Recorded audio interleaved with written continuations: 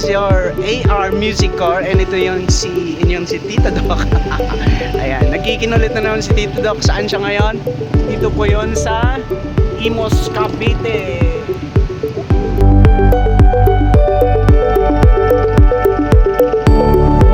Ayan po yung kanilang katedral. Yun po yun. Yan yung kanilang katedral. And this side is yung kanilang lumang city hall. And ito po yung parang pinaka-plaza nila. Ito yung lugar na ito. So napakalawak siya. Ayan. Ilang parang Christmas tree before. Yan. Napakalaki at pwedeng pumasok sa loob.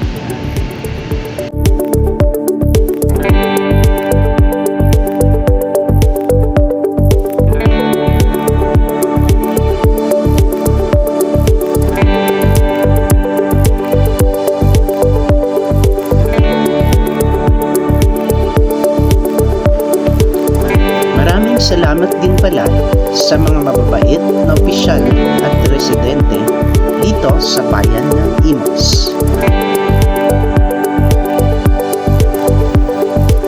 Dito rin matatagpuan ang isang simbahan na itinatag ng mga paring Recoletos noong 1795. Ito ay gawa sa bato at lantilyo.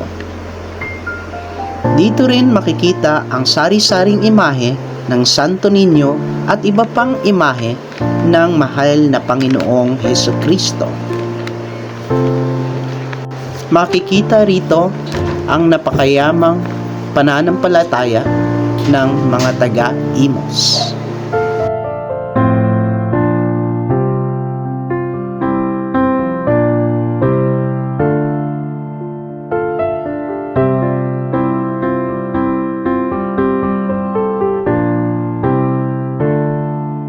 Dito rin makikita ang mga sari-saring kampana na mahigit 100 years na ang tanda. Maraming salamat din po pala sa magkasintahang nagdala dito sa akin na malapit na silang ikasal.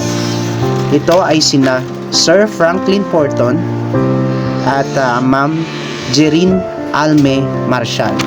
Mabuhay po kayo. Again, shout out po dito sa Imus, Cavite. Ito po ang inyong Tito Doc. Ayan, nagbabalik sa AR Music Core. And pangabang lang po. At sana po marami pa tayong maibag-vlog. Ayan, every time na nagta-travel dito. As MC taxi driver of Joyride, shout out po!